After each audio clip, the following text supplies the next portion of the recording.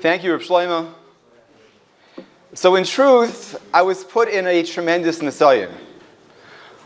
I was given the opportunity to be the first speaker to talk about halacha l'maisa about this topic. Now, in every sugya, there are a couple of geshmaka, well-known cases, the red meat, if you will. And the temptation is to spend 45 minutes going through the three geshmaka cases. The problem, of course, is for everybody else. And man desani loch, since that's been done to me in the past. So instead of going through, perhaps the well-known cases, what I'd like to focus on is how shomrim, how these sugyas play out, or how it applies to real life, and how a Beis Din approaches such cases. Now, I'll begin with an assumption. Probably no one in this room ever went to their neighbor and said, I'm going to Eretz Yisrael for a week for a Yarchei Kala, here's $100, watch my jewelry. It never happened. You probably never made a shomer sachar like that. In all likelihood, you probably haven't given your neighbor jewelry to watch even without payment. And in most cases, when you borrow something, you're borrowing a drill from a neighbor, where if it breaks, regardless whether it's meis machmas, malacha, bolavima or not, you're replacing it and giving it back to him. So the cases, as they're stated, do not seem to be very common, or perhaps not so relevant to most people. If there's enough zeros. What? If there's enough zeros. Yeah. That's relative. Now that being said, shomrim usually comes up in what we'll call a little bit of a backhanded way. You give a watch or jewelry to be repaired, and something happens. The simplest case is it gets lost or it gets stolen. That is a case of a shomer sachar in most cases. The expert is trying to fix it, and something goes wrong and it breaks. So of course when you pick it up, you're going to hear a story about how it was always broken and it wasn't his fault. But in Uman, a craftsman will typically have a din of a shomer sachar, and will have to apply these halachas. You have a partner. Partners, what do partners do? They mess up. When a partner messes up, if you think about it, he's managing the business, he's making decisions, he's selling, he's not selling, he's doing things. He is very often going to be a shomer. And his responsibility in many cases will flow from the sugya of shomrim. Now over here we have a bit of a problem, and that is if you have two partners, they're each working together, they're each watching or managing parts of the business. They may both be shomrim, but suddenly you may have a case of ba'al avimai. And suddenly every time your partner did something wrong and you want to bring him to Beis Din, you have to go back and chazer the sugya of ba'al avimai that you're learning here, because that is going to be a critical shaila that a Beis Din will have to deal with. You invest with someone. Do you have a syndicator? He's running the deal. Something goes wrong, he's negligent, he makes a bad decision. What is your claim against him? Very often, the claim will flow from the sugya of shomrim. When you give him the money, he is your shomer. He's a fiduciary, he's responsible for it. He's managing once the property is bought, he's managing the property. And if he's pesheya, he's not on top of his game, then he may very well have an obligation as a shomer. Now you're raising your hand and saying, Rabbi, it's karka. We all know karka is nisnait from Hilchos Shmira, and that's something which was mentioned briefly today. You'll have more, I think, a in-depth shiur tomorrow, but this is extremely relevant, because anytime someone's managing a piece of real estate, if you're going to go after them for negligence or for a bad act, not doing what they're supposed to, it's going to be a question of a shomer sachar on karka, and you'll have to deal with how the sugya plays out, a pshia, not a pshia, Rambam, not Rambam, etc. Okay, we're just starting. Cut me a little slack. So I'd like to actually bring out one ma'aser shahaya, and I'm going to go through the case, and because it's a good example of the type of things that a Beis Din will look at, and it'll bring out some points that perhaps might not be obvious when you're learning the sugya, but play a very big role in the halacha l'maisa. So ma'aser shahaya, 2 years ago, Pesach, my son-in-law and daughter, who live in Yerushalayim, came home for Pesach. having an apartment in Eretz Yisrael that's vacant over Yontiv is literally Bal Tashchis. So they ended up, it was essentially what we call a yeshivish Airbnb. First there was a father and son that were going on a trip right after Rosh Chodesh. So they were going to stay in the apartment for a few days. After that, a couple that was vacationing. And then at the end of Bein Hazmanim, there was a couple of seminary girls who were going to stay in the house. So the father and son come in, they jet into Yerushalayim, they come in Friday morning, they settle themselves down into the apartment. Everything is fine and dandy, until in the middle of the Suda, they opened the refrigerator, they noticed the light was on. They looked carefully, and they realized that they had forgot to set the Shabbos clock, and they could not close the refrigerator door. So, what did they do?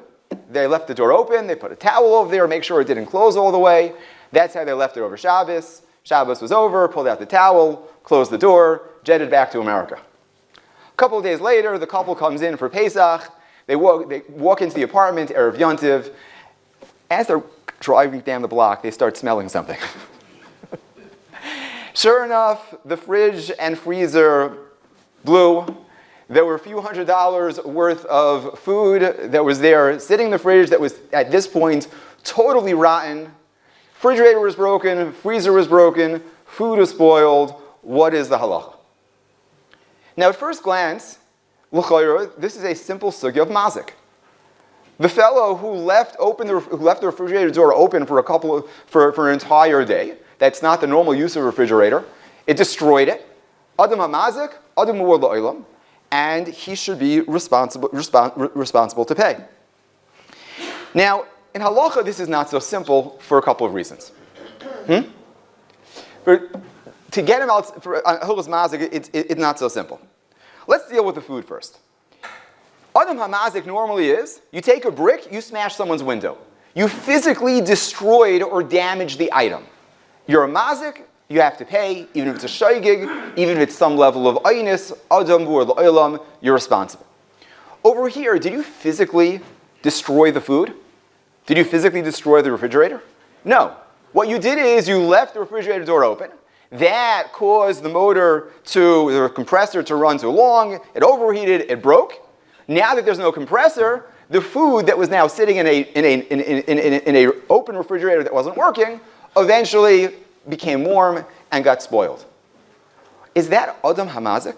Have you physically destroyed this food? Is grama proper? It's grama grimy. So, interestingly enough, we have what seems to be a very similar case. You have a person who is, or an animal, actually the Gemara's case is a person, he's sitting in the hot sun, and a person comes along and binds him. He ties him up, he can't move anymore. The fellow is in the burning hot sun, he dies. Are you a ritzeach by locking him, by binding him? The halacha is yes. If you're mitzamtzim, if you keep someone locked when there's a beating hot sun, now you didn't physically, you're not the one lighting the candle, you're not the one making the heat, but if you keep him in this place, he's mitzamtzim, where the sun is out, that person is considered a ritzeach. The Gemara discusses mazik, halacha l'maisa, you are responsible for the hezek as well. Perhaps it's not adam mazik, but certainly it is not less than garmi, because you've directly caused it. Now that being said, we have a couple of exclusions. The Gemara's case is, the sun is out, the person is there, he would like to leave, you block him from leaving. You're mitzamtzim. On the other hand, if this happens at night, he's sitting there at an open field at night, the sun's not out. You handcuff him, you bind him, you immobilize him. The next morning the sun comes up, and then that kills him. What's the halacha there? Are you a ritzeach or not? So over here, although you've done the same thing, the result was the same, but since it was only soif chamalavai, when you did the action, the sun wasn't out. That's not called a ritzeach. That's a step further removed. Garmi is a little bit more debatable, but Shulchan Aruch is mashma that's not garmi either. Because at the time you did it, the sun was not there. So although it's as clear, the sun will come out. That's not the question. Yeah. It's a machlokes, and Garmi is even there's a machlokes what the Meiri says. It's a different gersais, but in Shulchan Aruch, when it brings down the case of chayiv, is only when the sun is actually there. Yeah. What? If you did it 10 minutes before Nate's? Depends how chassidish you are. But yeah, if the sun is not here yet, the point is not whether the certainty. The point is when I did it now, something else has to happen. Something else has to occur for this murder or for this What? It's a psik ratio. Wait a second. This is not a good thing. If someone does it, don't do a shidduch with them. We're not advocating doing this. The question is whether you kill such a person as a reitzeach, or whether it's a garmi, or it's further removed and only a level of a grama. Psik ratio, again, is true in Hilchos Shabbos, but since it is not a direct act, and it's something that takes time, and another thing has to happen in the future, that is not a ritzeach, and that person is not going to be chayiv. Now, based on this, let's go to the food. In this case, are you chayiv? Would you say that you're chayiv or patur on the food as a mazik? Why is the food different than the refrigerator? If you take the food and put it in the boiling hot sun, what would be the halacha? You'd be chayiv. The sun is already here. So if it spoils because of that sun, you're responsible. If you take the food and put it outside at night, the next morning the sun rises and now spoils the food, what's the halacha? You're patur. What happens when... Even if the sun didn't come out. What? Okay, good. We'll get there. Good. We'll get there. So in this is a bit of an interesting case. Is this case, when you stop the refrigerator, is that like putting it in the sun? Or is that like putting it out at night? On one hand, it's like putting it out at night, because nothing happens right away. It'll take hours until it actually spoils. On the other hand, nothing new has to occur. The sun has to come up. Until the sun comes up, the person is completely safe. No one's going to die of heat stroke at night. It's only when the sun comes up that change, outside change, is what creates the danger. When you have the food out of the refrigerator, so over time, nothing has to happen. The sun doesn't have to rise. The food will spoil on its own. What? Correct. If you pull the plug in the refrigerator, same thing would happen. Exactly. So therefore, it's an interesting case. Well, although nothing happens right away, you don't have to do any new action. But it's probably more doima to the Gemara's case where a person starves, where even though it's not a new action, because it takes time, something has to develop, the bacteria have to grow, things have to happen. It's a process that is probably more doima to a case of grama, of soif chama and l'chor you'd be patur. Now on top of that, there are... Isn't the Balabas guilty for either not setting the Shabbos clock or leaving very specific large signs, don't forget the Shabbos? Okay, we'll get to that point in a moment, but in almost every din Torah, everyone takes the position assigning the blame on the other person. The owner said, what do you want? You know what Shabbos is. You're Shomer Shabbos. Every week before Shabbos, you take care of something. And therefore, I didn't realize that I have to tell you. I know you're Shomer Shabbos. I know you take care of these things. And I expect you to do it. Now, what really happened is, in America, most people for Shabbos, they just unplug, they just unscrew the light bulb, and they forget about it. Everything's fine. In Eretz Yisrael, many people are machmir because of the internal stuff that goes on in the refrigerator. They don't rely, their concern is not just the light bulb, they're concerned about the compressors and the timers and the sensors and all of that. So therefore they have a timer that shuts off, or a switch that shuts it off over Shabbos. It puts it on a set time, it goes on certain intervals, or it has certain times that it's off. It's a whole different system. So the Israeli assumed everyone, if this is what we do here, everyone is just like us and does the same thing. And therefore it's obvious you just go behind the refrigerator and you flip the switch. The American thought, okay, they'd probably unscrew the bulb. And everyone's fighting over whose fault it was. Is it a pshia or is it an oinus? I actually took a little bit of a survey asking people, do they think walking into an apartment and not checking, is that a pshia or is that an oinus? So fascinating. All the men that I asked said it's an oinus. All the ladies said it's a pshia. So again, halacha l'maisa. My Rebbetzin's here, so I'm not going to paskin. But another thing that we'll see is the guidelines between a pshia, oinus, Oynis Kein Aveda, Oynis Kein Gneva. They're very, they're, what? Okay, good. We'll get there. So when it comes to Hilchos, so we have Mazik. The problem is that it's probably just a grama because it's Sleiv Chamalovai. Things have to happen. On top of that, when we're talking about the food, when you take food and you put it out in the sun, so that's a garmi. Here, you didn't touch the food. You broke the refrigerator. You didn't even break the refrigerator directly. You left the door open, which made the motor go on, which made it burn out, which now the refrigerator broke, and now therefore the food spoiled. That's another step remove. And even if it was a garmi, the Tzayis brings down in Machlokes Ramban and Sefer HaTrumos, a garmi de garmi, according to many Rishitas, are potter. And therefore, even if you were to, besides the fact that it's probably only a grama, even if it would be a garmi, you would have the problem of, you would have a garmi de garmi, which is potter. Lastly, we know adamur l'olam. If you smash a window, you're responsible, even for an oinus. There's a debate, what type of oinus, but at least some oinus you're responsible for. That is by Adam Hamazik. When it comes to garmi, when you're not directly or physically breaking it, you're just causing the damage to happen, there the bar is much higher. According to some Rishonim, shoygig is pater. If it's a shoygig, even though it's not an oinus, because when you do it directly, adumor l'olam. When it's a garmi, when you do one thing that causes another thing to happen, that is a garmi. According to many sheets, you're going to be pater.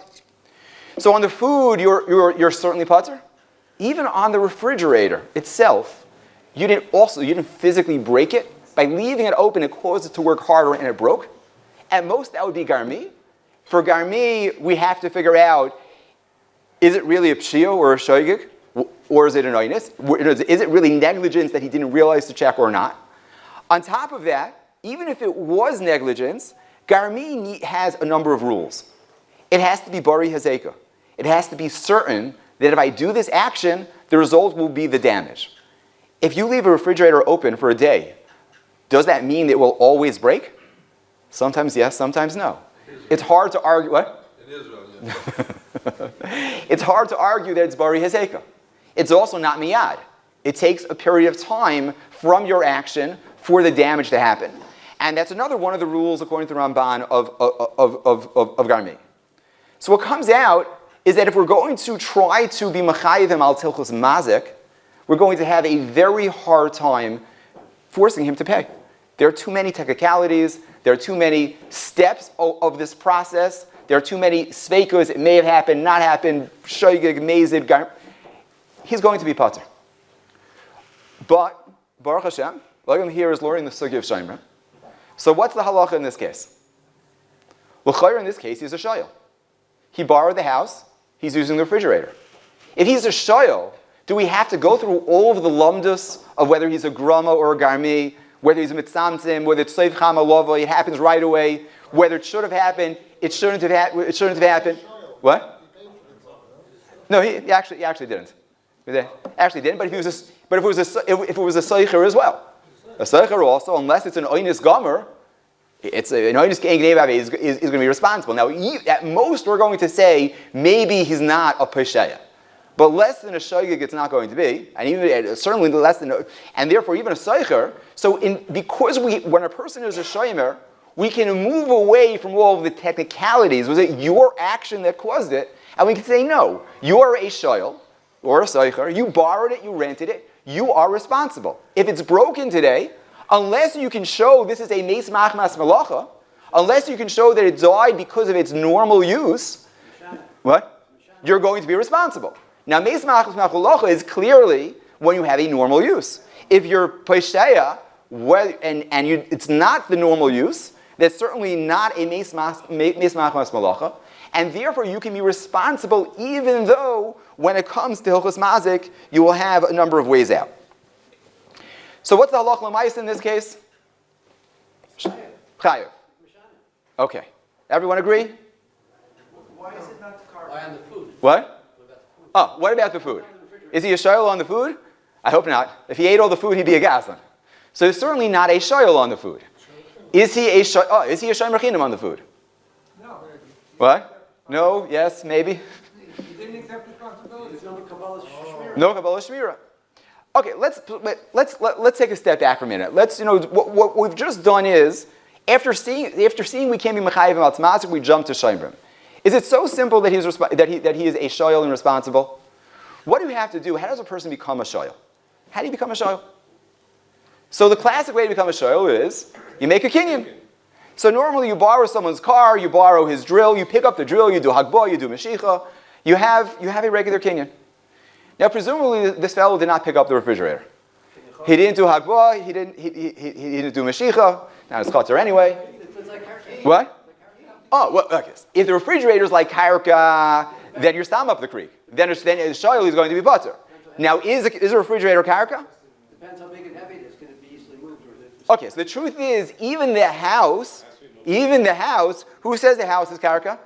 What's a house? House is a bunch of bricks, or in Eretz Yisrael, a bunch of stones. Who says this? Who says that's karka? So it's really a machlokes. Tolosh l'psayv chibroi. When you borrow a field, that's karka. When you're borrowing an apartment, which is a bunch of metallic that was cemented or attached into the ground, that's tolosh l'psayv chibroi. That's already a machlokes. It's not so simple. Now the shach happens to say a house is permanent enough. He says there's no real debate, but that's the shita of the shach. But so the house itself is debatable whether it's really karka. Halacha l'maisa it will be. A refrigerator, even though it's heavy, you don't move it, but nevertheless it's not cemented down, and it's not going to be karka, and you're going to be responsible. But the question is, how did you become a shayol on it? So Mshichan Hagbah you didn't do.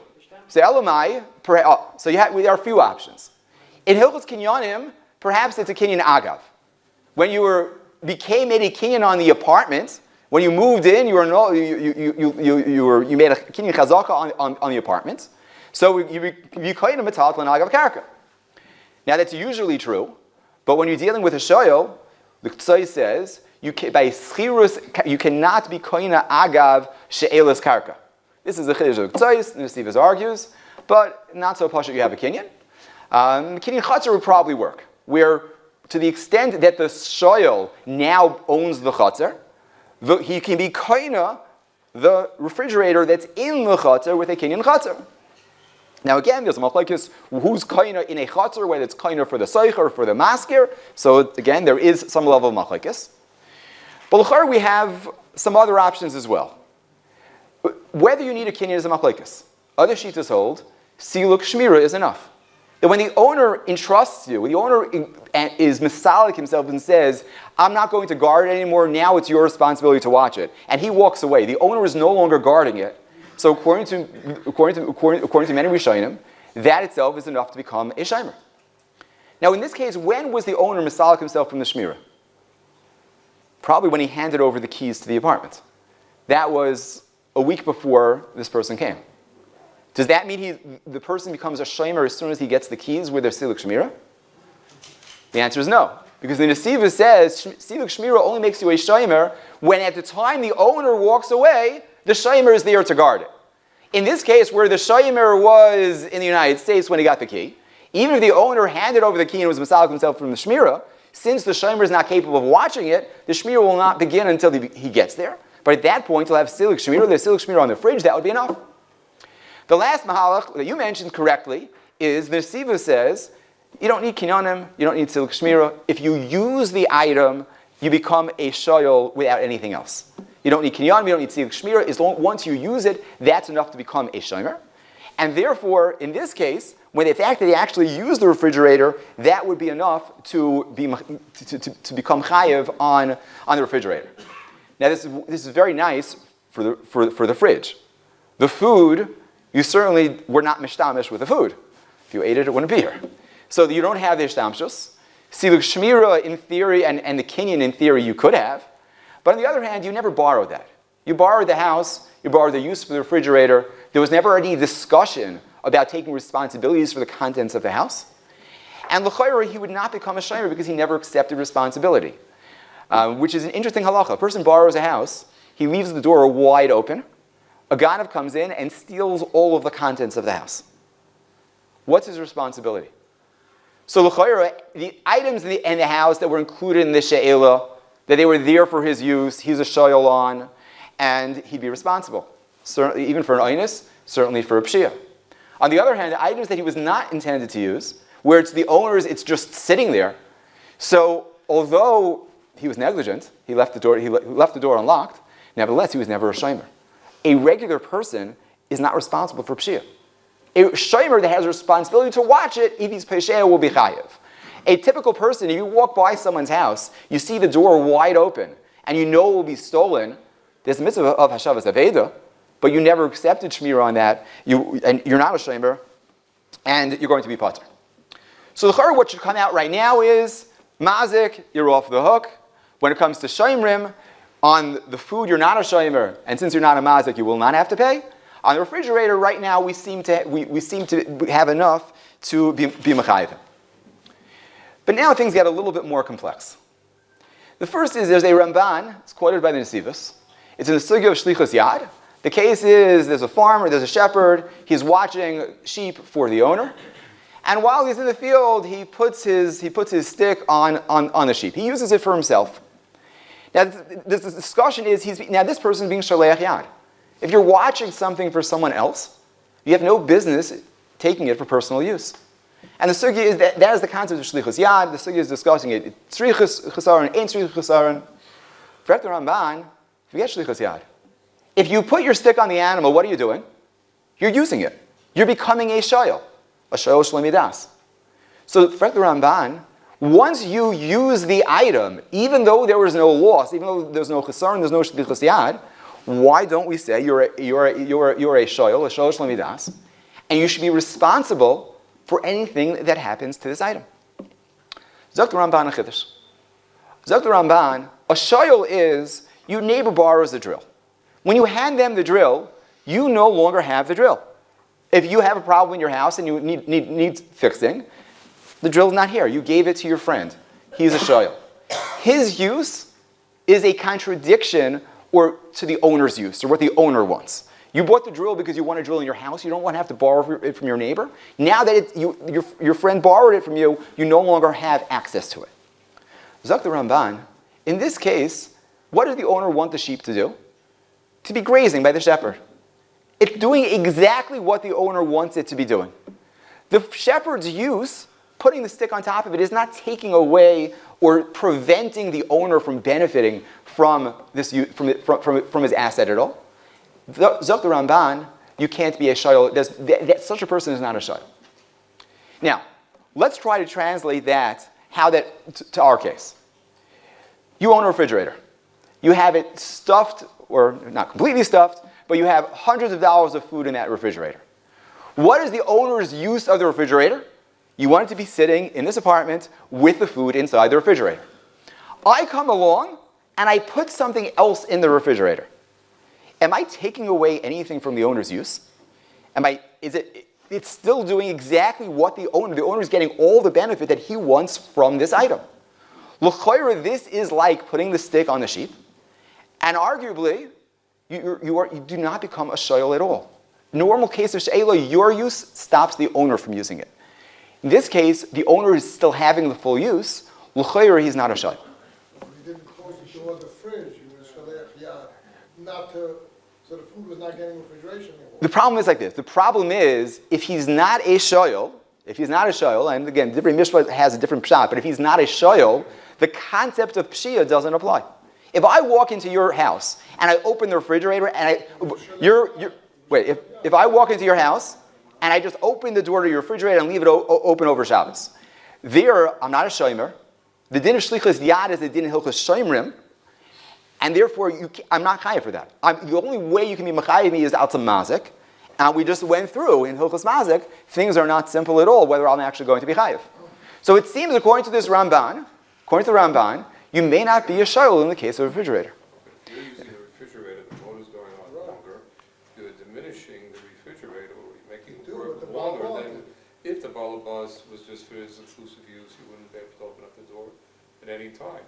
But now you're opening up the door, you're letting warm air come in, so now the motor works longer. So you are a shayil, you're borrowing the use of the refrigerator. It's not like with total nothing happening. There are consequences by opening up the door. Okay, it's a good point, and the Chazon Ish really goes along your ways. Repeat the question, we didn't hear it in the back. Okay, Rabbi Yosef was mechaven to a Chazon Ish that learns the Ramban a little bit differently. He learns the Ramban's point is that there's no negative consequence to the owner. When there's no negative consequence whatsoever, then you're not a shayl. On the other hand, over here, in putting a stick on a sheep doesn't cause any problems. Masha'en Kain, opening and closing a refrigerator, even normally, causes some level of wear and tear, and therefore, according to Chazon Ish, it won't apply. That's the Chazon Ish's Chiddush in a Chanami. The simple reading the Ramban is really not focused on negative consequences. He's focusing on whether my use is a steerer to your use. Then, no. Wait. According to the Ramban, the simple pshat of the Ramban is you're not a shoyl at all. It's not that you're a shoyl at your putter. He says the definition of a shoyl is taking it to my rishus, which means I'm taking a use away from you. Masha'enkin, when I'm not using it in a way that in any way is a contradiction to your use, you're not a shoyl. Now again, different mishpat happens to learn you are a shoyl, but let me just. You're taking up the space that the owner can't put. Oh, okay, good. So this is the Ramban. This is quoted by one Nesivus. There's another Nesivus that's talking about actually the chiddush that is shtamshus. You can become a shoyl by using an item. And the Nesivus has the following case. There's a bench. The owner's sitting on the bench. You come by, and the owner invites you to sit down next to him. You sit down on the bench, it collapses. Are you a shoyl over there? So the Nesivus points out, there's no kinyan there. There's no siluk shmir. The owner is sitting right next to you. Zak the Nesivus, this is the makar of the other Nesivus is chiddush. Since you were mishtamish with it, you become a shoyl, even though there's no kinyan, even though there's no siluk shmira, you're a shoyl, you're responsible. Now wait, what? Wait, Balvin doesn't mean sitting physically next to you. Balvin means he's working for you. He's not working for you over here. Now let's think about it. What's the Nesivus saying? We have a bench. Owner is sitting over here. There's an empty space. He says, empty space, sit down. You sit down. We have the other Nesivus that says what? Owner has a sheep, it's grazing. If you put your stick on it, what are you doing? You're not hurting anybody, no one's losing anything, not a shoyl at all. Then why in the other case, if the owner is sitting there, he's sitting where he wants, the other space is empty, how in that case, why over there do we say you're a shoyl, even without a kinyan? And in the case of the stick, we say you're not a shoyl. So the answer to this isn't clear. There are a number of mahalchim. One simple mahalach is, there's a difference between a shoyl midas and a shoyl shloi midas. In the case of the first case of the sheep, no one offered you the right to use the sheep to carry your stick. You put your stick down. Zak the Ramban, putting your stick down in a way that doesn't take away from anybody, that's not a shoyl. That's maybe shlichus yad, it's tzricha chesaron, you'll be off the hook. On the other hand, if the owner invites you to sit down, when a person's a shoyl doesn't just mean that you're using it. You have kinyanim. You have rights. If a fellow comes and says, you know what, I have a chasana to go to, my car is broken, can I please borrow your car to go to the chasana? You say, sure. You hand him the keys, he drives. An hour later, your wife goes into labor, your car breaks down, you call back the shoyl and says, I need it back. What's halacha? So, assuming he doesn't mind not speaking to his neighbor for the rest of his life, he can say, tough, I'm a shoyl, you gave it to me for use, I have kinyanim and I have rights, it's mine until I finish this use. And he doesn't have to allow the owner to use it. Now again, please don't quote me that this is the right thing to do, but in din, it's yours, you can keep it. So when It's only if you said it's mine. if this is man or a specific purpose. If I say I'm going to a chasana, then you have the right to go to the chasana. So in that case, even though you didn't say exactly what time the curfew is, you'll be back, but you have the right to go to the chasana and come back. So in a case of the nesivus, where the person midas says, I'm giving you the rights to the bench, we look at it, now there's a partnership. Owner has half the bench, shoyl has half the bench. So he's a shoyl, he's only shoyl on half, not the entire amount, but you'll have a shutvis. In the case of the Ramban, there was no she'el midas, it was just taken unilaterally. In that case, if you do something unilaterally and it's not taking away from the owner, there we have the Ramban's chiddush. Now, if that's true, what would be back in our refrigerator case? What would the halacha be? Chayav or pater? What? Well, wait. The refrigerator, the owner is using half the refrigerator, and he's telling you that you can use the empty space. L'choira, this is a shoyl midas, And this would be exactly like the Nesivus' case, where if I'm on the bench and I tell someone he can use the other part of the bench, he says he's a shayil. Now, what we have to realize is the Nesivus makes it very clear, when the bench collapses, how much do you pay? You pay for half the bench. Because you're only a shayil on half. The other half is still in the owner. He didn't give you the right to use the whole bench. You can't push the owner off the bench. He has half, he gave you the other half. So in that case, you're going to be a shayil only on part of it. What? That depends on the case. If if the person weighs 450 pounds, then you'll have an issue. Now, if the owner saw it and said sit down, and you'll have to look at the use and what he did in each case. There'll always be a lot of details and a lot to argue about. What? You can't take the bench anywhere. It's a right of use. No. So the Nesivus is learning not like that. Again, it's a chiddush. He's learning not like that.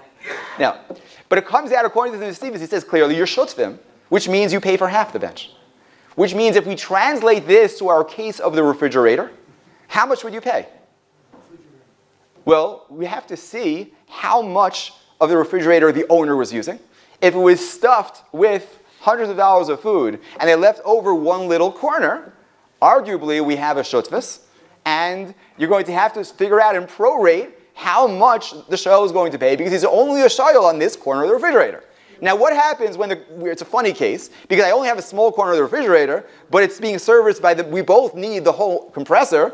It's not, do we prorate or not? Again, you'll have to figure out how to deal with the metzias of that case. But conceptually, if we apply this nesivus to our case, you'll be a shayil, but only on the portion that you're using. But he mowed the grass and discarded the grass under the sheep. When he took away the refrigeration of his half, he was pageya in the use that the Baalim wanted. Again, he's a mazik. Again, in the use. Wait a second. If he would have mowed the grass and taken it away. Again, leaving it open, he didn't use more or take more for himself. He used it in a way he used it in a way that was negligent. And in negligence, we have to deal with shomer, we have to deal with mazik. Shlichus yad again, shlichus chesaron is when you're actually taking it for yourself. You didn't go ahead and take it for yourself. You left it open. The pshia wasn't even leave it open. Leave it open, you don't have a choice. You forgot before Shabbos to go ahead and to disable it. So if you apply this understanding of to be miyashiv these two nesivuses, this will come out. This is different mishpat. There's some other pshatim. Perhaps there'll be a little bit more of an arichos in another shiur. But we are running out of time. I want to address another point that this case brings up. We really have two other questions we have to deal with. First of all, we mentioned in Hilchos Mazik, when you leave a refrigerator open over Shabbos, does that mean will every refrigerator break or die because of that? Maybe yes, maybe no. So in this case, where it died after Shabbos, can you prove that it was this abuse that did it? Perhaps not. Perhaps you can say there was something wrong with it or it was on its last legs. But there already we see that if a person is pesheya, and directly after the pshia we see that it was pesheya, and then something happens to the item, the person is, whether it's a svara, that it's mistaver, this problem came because of it, whether it's a because you can't make a shvua that you watched it appropriately, whether it's any of the emperatich, there are different pshatim, but in this case, regardless, you're going to have to pay. But how much you're going to have to pay? So we've already established you only pay, according to this nesivus, you'll pay for your share. How much is the refrigerator worth? It was bought 7 years ago for $1,200. Replacement cost is $1,800. What's the value today? So when you're mazik something, you don't pay replacement value. You were mazik something that was 7 years old. You pay its value today. Now, in reality, today used items are usually not worth very much. Partially because today the generation is a bit more spoiled, if you will, and no one wants to buy used things. If you go on eBay, the pricing is not very impressive. So generally the pricing is low. Second of all, today things are mostly junk. So once they're a couple of years old, they're useful. They're towards the end of their useful life. People aren't interested. And lastly, today, every year they're coming up with new models, new features, shinier, this and that, and no one wants yesterday's features. So if you're mazik something, or if you're a shomer on an item, we had a case where actually it was a reshiva called up, his daughter had an expensive camera, she brought it to school, and it got knocked over, whatever the story was. So al pi din, she had a right to be teveya for the person who knocked it over was chayav to pay. But the camera had cost, I think it was about $350 new. It was a year and a half old. What's it worth today? So it's very hard to figure this out. And you can go onto eBay and see what these things sell for. It's not very much. If there's no developed market, what they did usually, they basically figure out how long it's supposed to last, how old it is, and then they knock off a few dollars because the last year of the life is worth a lot less than than the first year when it's new. There's some level of pshara. Technology items are almost worthless. No one wants a 4-year-old iPhone. It's come out worthless, at least in the United States. I think they shipped them to Africa or something. But it has very, very minimal value. And therefore, in many cases, when you have a mazik, now the owner is very upset. They had no intention of changing this refrigerator. And it lasted for 7 years, maybe it'll last another 70 years. Maybe, but maybe not. And in Choshen Mishpah, you pay for the actual item that you took responsibility for, and you have to figure out what that shar shebashuk is, or come up with some sort of guess. In this case, the owner will probably do even worse. Because it seems pretty clear if you have a brand new refrigerator, and the first Shabbos that you have it, you don't realize this whole Shabbos thing, you leave the door open, chances are nothing's going to happen. The problem over here is when it's a 7 or 8 year refrigerator, when it's weaker and it's on its last legs, if you will, this will push it over the top. But if this is a type of action that will only destroy something that's on its last legs, we may not have realized it, but today we know this refrigerator had almost no value. It was a refrigerator that was about to die. So maybe without doing this, it would have lasted another 6 months. A long time, it certainly wouldn't have lasted. And therefore, when you have these cases where there's a suffix whether your action caused it or not, even if you're going to have to pay because there's a mitoich, because whatever technical halachic reasons there's an obligation, very often, in a practical sense, it'll demonstrate to the Beis Din and to the parties this item was not nearly as strong as valuable as they thought it was, and therefore you're going to end up with there is liability. So we've knocked it down to a shutzfis with a nesivus, you're only paying for half of it. Even that half is going to be based on current value. And even that current value, we're going to have to adjust it for the fact that we see today this is a weak refrigerator that was on its last legs, and therefore it's not going to be much of a payday for the landlord. Thank you.